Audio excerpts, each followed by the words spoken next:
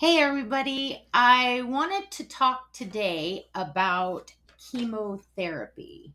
And I know that this is going to piss some people off, but it is what it is. I mean, I just think it's important that everybody's informed. Just be informed, and then you can make your own decisions. So, while I understand that this isn't going to appeal to everybody, again, I want to say that's okay. I have written two books about all of this. So, what I'm going to be reading is actually from my books. So, the first one is You Can Stop Cancer. And this one is How We Beat Cancer with an Abundance of Miracles. So, this first book has a lot of the personal journey that my best friend went through and how I came to be a patient advocate and deal in integrative health. And it has emotional healing, spiritual healing, all that stuff in it. And for people who could care less about those kinds of things, I have a different one. And this one is Natural Protocols That Kill Cancer and the Scientific Proof Behind It.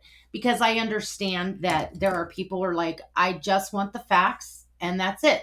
So from my books, I decided to inform people about chemotherapy. I don't know if you're going to be able to see my face while I'm on a different screen or not, but here goes. So from my book, I said, I recently heard an oncologist say, oh, chemo's much better today than it used to be. No, it's not. We now have medicine to make side effects less than they used to be. Again, two doctors, stop saying that. Chemo is not better than it used to be. The big companies just make millions and millions of dollars on medications like Zofran and Compazine, which then just mask side effects and help people not vomit 20 million times a day. I love Zofran. I love Compazine. I am not bashing Western medicine. I hate to barf, but to tell people that chemo's not as bad as it used to be is a lie. The only thing that's different is that we have these medications that can help people get through the chemo and not feel as bad. Okay. With that being said, because I'm sick and tired of watching people die from this crap that they created out of mustard gas. Do you guys realize that? One of the first ingredients in chemo is mustard gas. Doesn't mustard gas cause cancer? Do you know what chemo's made of? How it's created? Did you know it's not really any different from 50 years ago? So, yeah, we get told that if you have cancer, you need chemo and radiation to kill it. I'm not implying that chemo doesn't kill cancer cells, because it does. Prior to even considering chemo, however, I believe everybody should be informed of what chemo is and what it's made from. There's over 100 different types of chemo. Chemo will stop or halt some of the uncontrolled cell division, which is what happens with cancer. But then, how does chemo know to kill only the bad cells? It doesn't. So it kills all of the good cells too. How are you supposed to heal? How are you supposed to boost your immune system if you're killing anything left that was good? So every oncologist that we spoke to, my best friend and I, they wanted to do chemo. Psh, if we said no, if we asked questions, they were actually pissed off and told us what idiots we were. We didn't understand at that point that numerous, not all, numerous oncologists actually get bonuses when they prescribe chemo. Okay. So like I said, chemo is primarily made from mustard gas. I can't even pronounce half this stuff. Here's some more base compounds of chemo. Ethylenamine, a volatile, clear, colorless, flammable, and explosive liquid. This is from the National Institute of Health, by the way. Busulfan, used since 1959 to kill bone marrow. We're killing bone marrow. Okay. The American Chemistry Society has an entire article on this, and how in 1950 there was an article written in the British Medical Journal titled Death After New Drug. Check that out. Chemotherapy also contains platinum, ruthenium, osmium, rhodium, iridium, palladium, copper, and iron. This is from Science Direct. Okay, now think about this.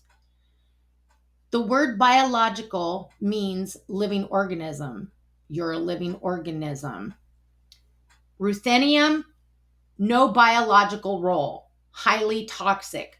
Osmium, used to produce very hard alloys for fountain pen tips, instrument pivots, needles, and electrical contacts. Osmium has no known biological role, volatile and very toxic. Rhodium. The major use of rhodium is in catalytic converters for cars. This is from the Royal Science Chemistry.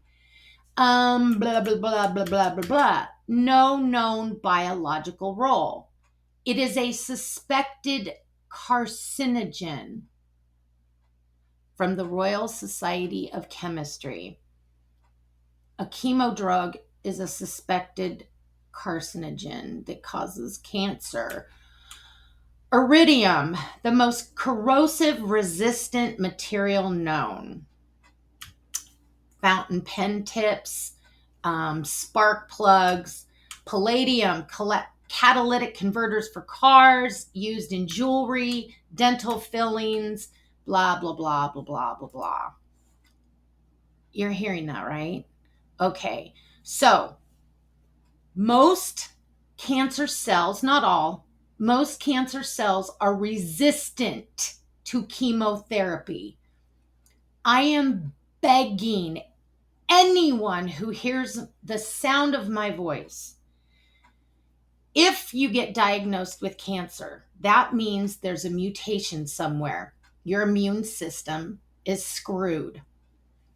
You have the option of not getting treatment until you demand a genetic test.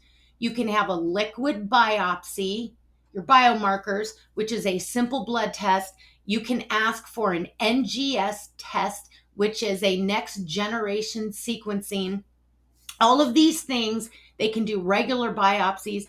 Please, I am begging you, find out what the genetic mutation of that specific cancer is first, because there are almost 30 types of cancer that are now being treated with immunotherapy, but people aren't told that. Go to the Cancer Research Institute, go look at my website, buy my book. If you can't afford my book, I will send you one.